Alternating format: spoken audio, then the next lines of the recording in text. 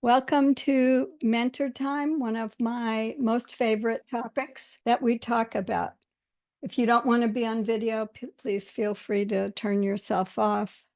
Zoom doesn't put your name in. Today's topic is the quarterly update on the changing nature of work. And we've reflected on this every quarter. We last had one in March. I'm doing it a little bit early because of July schedules for many of us. We have each time found that there's enough changes in what's going on that this will continue to be a quarterly topic as long as it's valuable to you all. I've tried to really slim it down because I know we've gone 45 minutes before even any discussion, and I'll try to get through things quickly. A reminder, if you've been with us before or are joining the first time, either way, we do the updates in this quarter, what's new from the last quarter that's important for you to know. Then I take more of a forward look and calling this now 2024 and beyond, meaning trends that we're seeing, things we think are going to be happening more. And we do always end mentor time with what should you do. So we'll get started with updates. For those that haven't seen it before, there's been a monthly report that comes out of a very large survey that's done, and it's called basically Work from Home Research, WFH Research. And this is the second time I've presented this in a panel like this. I'm going to show you each one briefly independently, but there has been no change now. I did this last time in 3 quarters, now and in 4 quarters. Not surprisingly, we're all sensing some consolidation. This data is pretty static, so the permanent number of days working from home, it's hanging in around 27%. You can see there've been bumps up and down where I circled it, but it's basically been the same for the last 4 quarters, and the last 2, it's been identical. Going on now to how much employees want to work from home versus how much employers will let them. And this is for people who have jobs that are amenable to working from home.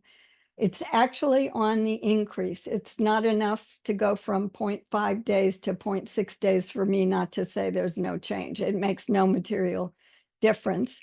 It just continues to show us that the people who have the opportunity or the ability or both to work from home want more time working offsite than they do going into the office. We are seeing very slight changes in employers offering fully remote jobs.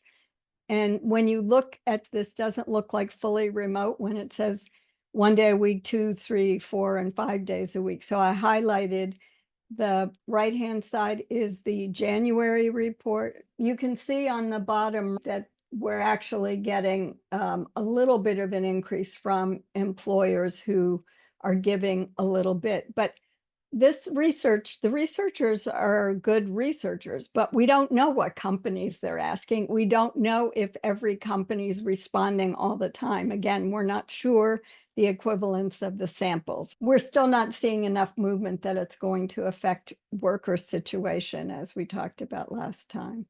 And then the final one is just looking at hybrid, which is the most common working arrangement, and they define hybrid as some variation of 1 to 5 days at home. So we can see that until January, it was almost much closer. No, it was closer to 50%. Now it's down 3%. Again, not really sure what these numbers tell us, except that there's some movement going on there. And I refer to this a little bit when I talk about the future trends. They added a new question, which is what are the important factors about going to the office?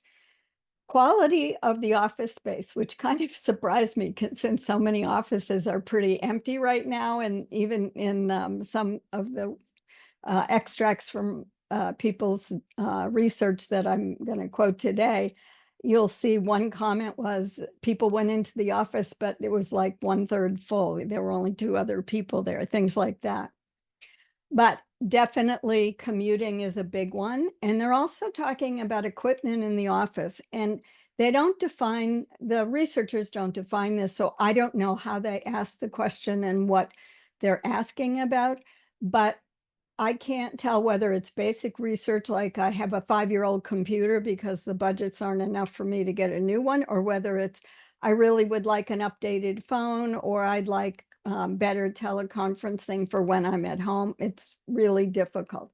But you can see that those things are much more important than whether there's lunch within walking distance or whether they have a gym at the office.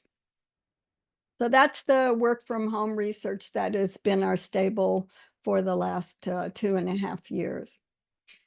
There was a study done, again, I'm not really sure what their sample was, and it said they drew on resume data, which we all know how resumes are written. This is top talent. They're calling it top talent. The important thing is that making mandates about what you have to do causes people to look around. And the people who had the luxury to leave, like they're reporting here with these 3 big companies, will leave. Now, they leave and go to a competitor usually, which is probably more of, I'm going to go there, I think I get a better deal, until I don't, and then I'll leave. These are people that what top talent usually has more mobility than others. But I wanted you to know that people are looking at this and looking at the fact that losing top talent also has the after effect of causing morale, among others, in the organization. Dorothy Dalton, who's a woman she lives in Belgium now. I think she's British, but she's been around a long time, and she works a lot on biases and on ensuring equity in the work she does globally. And she talked about the myth of the flex trap, and that she defines and others define as flexible work, meaning women are more likely to stay home because it's an advantage for them because they can get a lot of work that gets put onto women in unequal partnerships. But in actual fact, research that McKinsey did said men also want to be working at home. So it's less that bias than what the second highlighted area at the bottom is. If men show up in the office, they're more likely to get attention and benefit. And I have to say, I haven't been in an office in 10 years, but that happened when I was working. So I don't know that a lot has changed. It's just more apparent and documented now. Sometimes I go and look at the Bureau of Labor Statistics. I didn't because for the last 2 quarters, it's been so steady at a lot of jobs open. I thought that's fine. And then I got a newsletter from Colleen Paulson last week, and she quoted some of these statistics. But here's her summary, which I hadn't heard about. LinkedIn COO Don Shapiro calls it the Great Reshuffle. But he's talking about apparently that we're going to see a lot of changing of jobs. But the last sentence made me laugh in a very horrible way. Of course they do. Companies are taking advantage of this and making it miserable for employees. Basically, they're either not hiring, they're not giving raises, and they're not keeping benefits up to date. For example, I remember years ago, decade ago, going through reviewing whether or not we could give less vacation time. And I kept saying, you can't take away a benefit they've already had. That's one of the sacred ones you don't want to give up. All right. UK, finally, I try to reflect global trends as well. This was a KPMG and REC. I forgot to look at what that stands for. Their logo just says, oh, I guess it's on there. Anyway, they say that starting salaries are really soft. Not surprisingly, I put the summary up here. Fewer people are being placed. Starting salaries are not as high, and there's more and more supply because people aren't being placed if they leave jobs or are being forced to leave. And what you can see is that the darker line is the permanent jobs, so full-time jobs. So they're seeing some drop off there as well. And we are too. Also from the UK, this is a hat tip to Hung Lee's Brain Food. So the summary came from, I forgot to write from his newsletter, but it was a BBC report, just about 2 minutes. But they're talking about an economically inactive people. I had not heard this. And if you recall, if you can go back a few slides if you're watching this in replay, where I talked about Colleen Paulson quoting the labor statistics. We have a fair amount of unemployment among people who want to be working. Not surprisingly, the number one cause is ill health among the 2.7 million people. But these are people who are not on any payroll, but are considered important enough to be grouped in this economically inactive. And when I thought about it, I thought the reason I want to bring it up is it's such a vague term. It's like inactive, economically inactive implies that the fault is yours, the person who's not in the job. And in some cases it may be, certainly with ill health, you can't work if you don't feel well. But more shuffling politically as people are finding terms that they think don't alienate voters and people who can't get jobs. And the job situation all around the world is very difficult for everybody. All right, where are we going in the future? Again, from one of Hung Lee's recent newsletters. Actually, this was on Twitter. He happened to get on it to look. I was looking to see, there was a whole something about some big celebrity, and I thought Twitter will know if the person died. I don't know why they're in the news. So I went there, but he calls it telepresence is working class remote. We're finally seeing jobs that can be done remotely. In this case, he's in South America. I think he later said it was Argentina. But the important thing is what they found is the same telepresence. It's like a robot standing there with a video lady, in this case, a lady doing surveillance security inside a closed building at night. The guy who wrote the tweet that Hung's quoting walked down 2 doors and saw the exact same person. I put a large version of it down here so you could see as well. And then 2 days ago, I opened up something else and saw this note about digital offshoring and Zoom cashiers. And I thought, what are Zoom cashiers? Now there's a restaurant in New York where Filipinos are taking your order in a video screen. So you're not just going up and placing the order yourself and hoping you pick the right number. So they're taking your order. And what I didn't say here that was in a summary is not only are they paying less than the minimum wage, they're paying less wage than other workers are trying to even get remotely. So interestingly enough, as you can see, this is probably going to be something between the Zoom security I showed you and the Zoom cashiers. They asked a few people in trying to get, I think it's a chicken restaurant. They asked a few people if they thought this was a problem. And I'm like, it's not like we haven't had some interference in our direct relationship with cashiers who take your order. A lot of times they don't take your order, they send you to the kiosk. So I think it was more the saving of money. And what does this mean for restaurant industries that already in the US operate at the margins, but also expect staff to make money from tips? That's the biggest problem, is the service versus a cashier who doesn't always get tipped. That's a different story, a different topic. All right. Sarah Johnston, well-known executive resume writer, very often very quoted in articles, wrote a note about she's calling it the Great Reset. Don't expect 2022 salaries to come back again.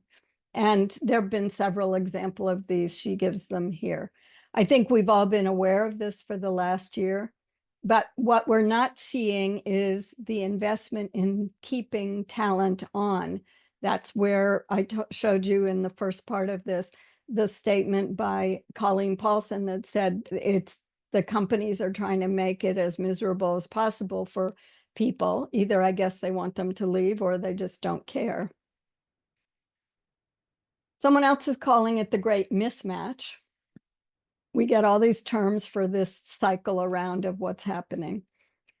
I don't know anybody that's gotten a job in 9.5 weeks in the last 2.5 years. After that initial boom, when we came out of COVID, we were seeing people land things quickly. I do know people who've gotten jobs more quickly, but most people are not they said it took 2 years ago, it was 8 weeks. And I'm thinking 2 years ago, it was also still very difficult. Even though there were a lot of jobs and people were being hired, then there were the layoffs coming. I don't know that they can say that 9.5 weeks is average now. It's much longer for most people. You can see they're calling it the mismatch because our jobs are in great shape. Unemployment is below 4%. Jobless claims have fallen. I didn't verify that. And 303,000 jobs were added in March. So all those are good signs, but we know that they can come and go. We haven't seen as many layoffs lately as we did 6 months ago. Last year in 2023, the first 2 quarters were very rocky. And even into the summer, there were continued layoffs by a lot of the tech companies. So they give 3 reasons for the great mismatch. They're saying that people overhired, but I'm not convinced that's totally true because many companies were too afraid to spend money filling positions. And that makes it difficult. And I just realized I left this all on the screen, but let's go through. So number 2 is they're talking about AI boosting the ability for people to get jobs. Now, this article was just written in Fast Company very recently in the last month. And I put in here why the link to this is not good research. It's research that came out in 2023. It's research that was done before 2021. In fact, I think the latest date was 2019. And when they are talking about AI, we now all are thinking the generative AI that we've come to know in the last year and a half. What they're talking about is they got people who were writing resumes and they offered them assistance, AI assistance, correcting words, correcting grammar, correcting format. That's the basic stuff we've all had available in Word and Grammarly and name your program for the last several years. That's not the AI we think of when they report this. So I thought it was a little bit of sloppy reporting. And the third one disappeared. I must have hidden it. Anyway, it also there's a great mismatch. We know that right now. I wanted to let you know, I don't know if this is going to be picked up, but someone recently wrote a blog on what he's calling skills parsimony. And the point he's making is that in most companies, you have one person doing a role that has multiple things in them. We all know that many of the jobs are unicorn jobs, meaning they have too much in them and there are things you can't possibly do if you're doing other things, or you may not have those skills in the same way. And he maintains that there's much more efficiency so that you have one person focused on one thing that they do really well and can guarantee an outcome. Now, I don't know that we're going to get to this, especially in this era of skills-based hiring, which we talked about a couple months ago, and it's hugely dominating right now. When we talked about it, we knew that from the research it was showing it was more competencies based. It wasn't just skills based hiring, but I haven't seen a lot of it in job descriptions.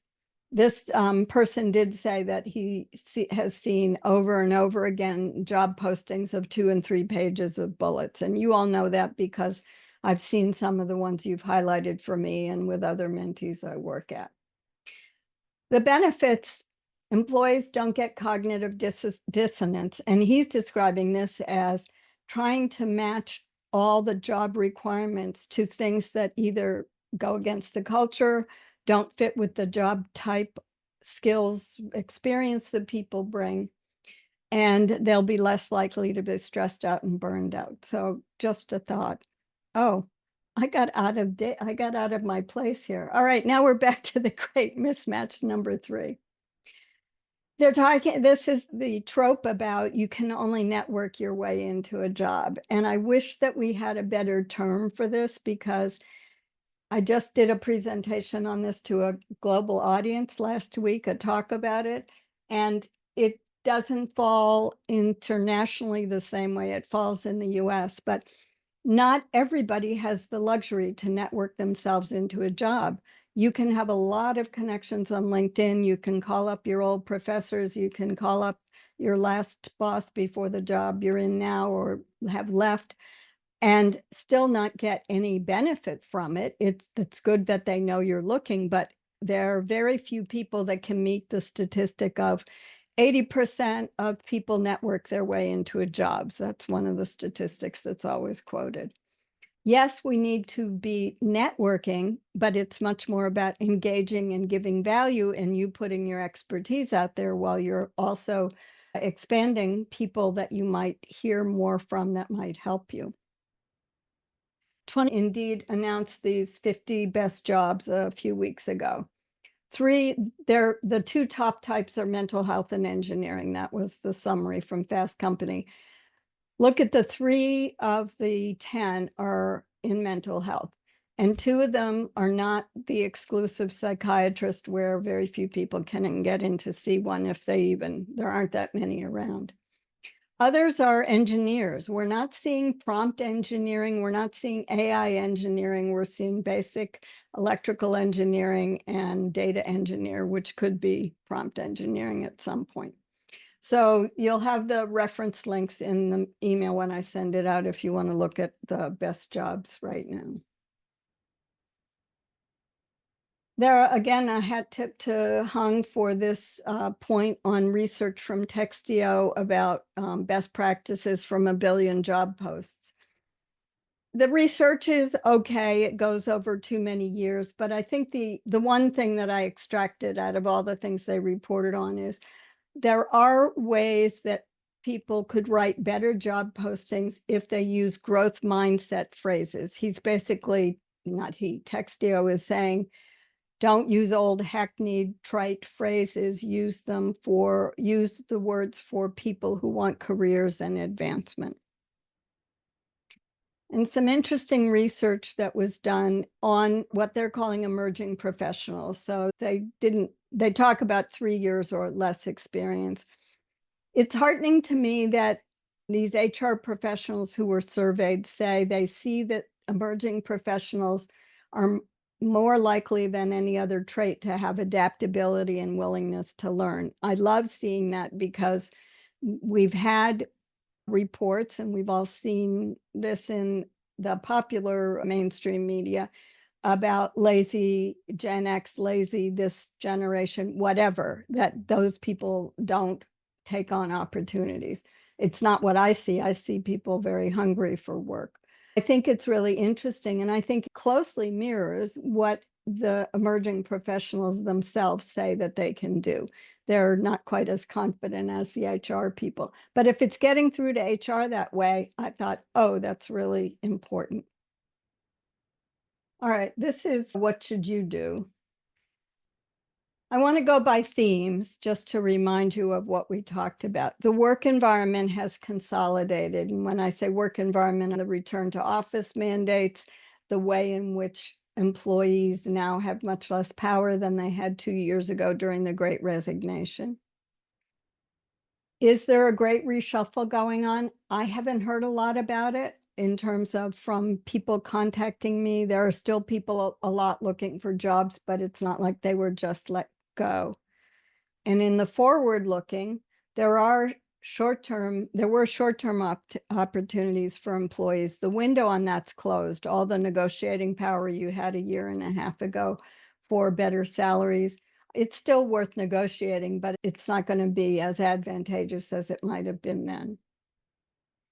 We're still seeing very slow hiring, and companies don't seem to mind that it's slow, which tells me either their market folks aren't demanding stuff or the donors. I don't know why they get away with leaving positions unfilled, other than if it's a budgetary reason, but then they shouldn't have a posting out there. And we see over and over again still the gap between what employees would like and what employers are willing to give, whether you call it the Great Reset, the Great Mismatch, or the Great Reshuffle. So I have a Slido poll, or you can put it in the chat. Just curious about, of the things I talked about today, what are things that you focus on? What was important to you to hear before I give you what should you do next? If you want to take out your phone or go to your browser at Slido, otherwise open up the chat box and just tell us there. In the poll, you'll be anonymous. Your name won't be on screen. And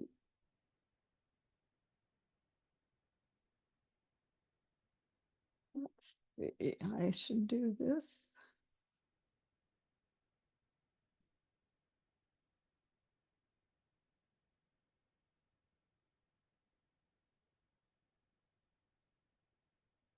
Okay, one person said employers not incentivizing employees to motivate and to stay on the job. Yeah, that's really important. They are not retaining talent in any visibly proactive or supportive way. Money and recognition that people bring their expertise.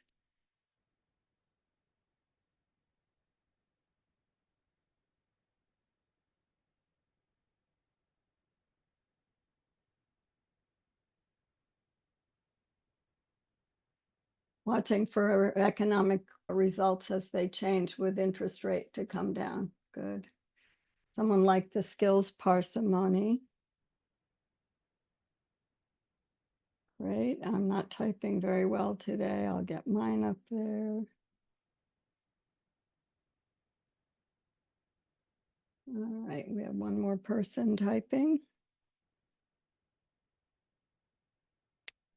And nothing in the chat so far.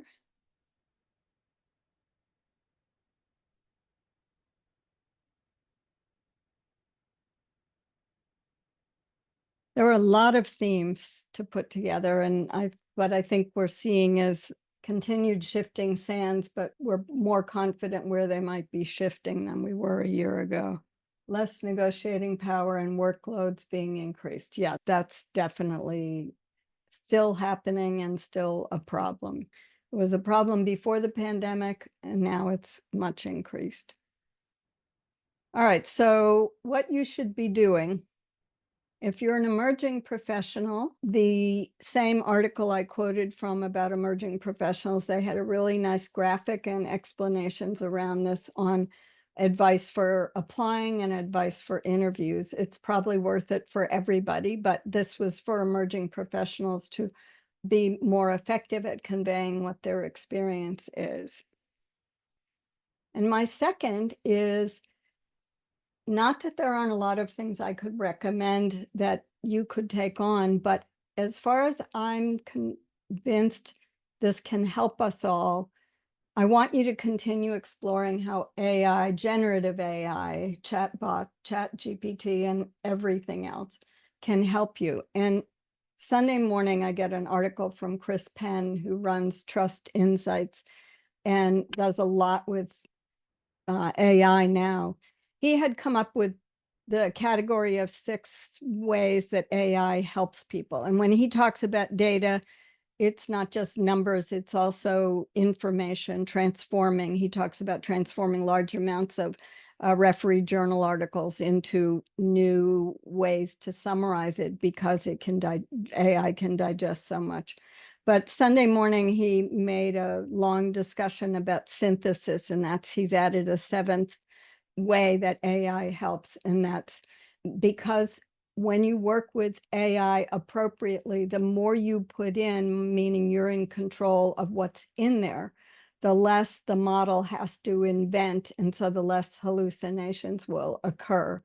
And I think that's something we forget about, as in the last 6 months, others have come online, and Copilot and Gemini and all the others can still hallucinate. We still have to check them. But look at all the 7 characteristics and different ways that AI can help us that we can use as our adjunct. And although I didn't put it up there, I will just summarize by saying there's been a lot in the last 2 weeks on different social media about, I don't want AI to do my writing for me. I don't want it to do my marketing for me. I want it to clean the house and do the grocery shopping so I can do the creative work. And I'll just leave you with the fact that we've talked about AI can't do the creative work we all do. Lots of references. So I will stop there and ask Ron for comments or thoughts on this topic today. Yeah, it's interesting that it's funny because we're in a particular economic cycle right now where we seem to be coming to the end of the potentially rising interest rate policy. And certainly in Canada, they're expecting on Wednesday that there will be an interest rate reduction. So that'll be the Oh, first in a couple of years. And so that says something about the tightening that governments have been doing, which therefore it makes employers reluctant to hire and all these other things. And it may be one of the reasons why they'll leave a post out there and then be slow in filling it and so on. It's just this idea of almost deliberately not filling jobs because of uncertainty in the marketplace for the particular employer. Now that's across the board, as opposed to perhaps some of the professions that our regular attendees are dealing with. But it does affect in a kind of the way forward. But to my mind, it looks like we're in that time where the economy has slowed. We had a soft landing, it seems, and so inflation is under control. And certainly in Canada, it seems to be definitely under control. And so the unemployment situation will probably stabilize here, and I'm guessing it will continue to be fairly stable over the next little while. And then as employers recognize the advantages of interest rates and so on and so forth, then you can start seeing investment in things, new markets, et cetera, et cetera. So I think that's part of what we're seeing as well, which really means that the whatever the heck happened at the end of COVID, when all of a sudden we had a mismatch in the economy about just all that stimulus and everything else that happened way back when. And it seemed to have created some kind of a weird situation with supply chains and all the rest of that stuff. That seems to have settled out of the economy. And we're now into something resembling normal, whatever that means. And so anyway, I think that this next year, you're looking at 2024. So this next year, I think there will be a fair amount of stabilizing. Things are going to get that will stay fairly static, but then watch for signs of increased hiring. But I think it's until the interest rates really do start to come down, hiring is going to be slow. hmm. Yeah, good point. Welcome to those who joined after I got started. I'm happy you're here. Anybody have any comments, questions, thoughts that they'd like to share on this news? Then I will open up the chat box real quick. Does anybody have any question they want to raise just generally, not about today's topic that they wanted advice on? We have a few minutes. I slimmed it down, Ron. I was surprised. Of course, it wasn't as much to talk about as we've had before. All right. It's good to see everybody. Great. Thank you, Priscilla, for saying that. She says she always learns something new. And Stephanie had to miss today, and she said the same thing. She said, I'll watch the recording. This is her favorite topic, actually. Appreciate you all coming. Thank you, Priyanka, Nada, Brittany. Great to see you all. And I will see you next week. I think next week is better ways to describe learning as experience rather than just saying I went and took a course or I had some training in grad school and things. I think that there's ways we can manage it while still being fair about what really is experience. Thanks, everybody. We'll see you all in a week if you can make it. Otherwise, you'll get the recording.